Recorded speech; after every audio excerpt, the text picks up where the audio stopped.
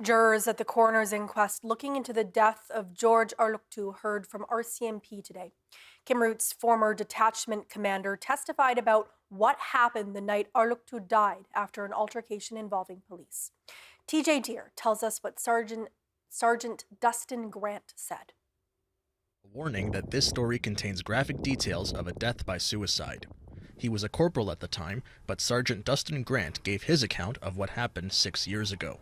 Sergeant Grant said it was an unusually busy night where he and his only other colleague received 20 calls for service. Sergeant Grant said after handling the other calls and getting some sleep, they were notified that George Arlooktoo's grandfather was missing ammunition and 2 guns were missing as well. The officer said when they were talking with Arlooktoo through the door of his house, Arlooktoo had made suicidal comments and that he was not acting like himself. Sergeant Grant said he was offering multiple solutions to try and get Arlooktoo out without success. The officer said things escalated to the point where they felt they had to force the door open. Sergeant Grant said they followed Arlooktoo into the bathroom where he stabbed himself.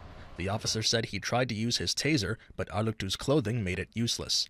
Sergeant Grant said he then used his background in first aid to try and save Arlooktoo, but it didn't work. He said the encounter in the bathroom lasted only 10 seconds. The 2 officers and another Kimmirut resident took Arlooktoo to the health center where he later died.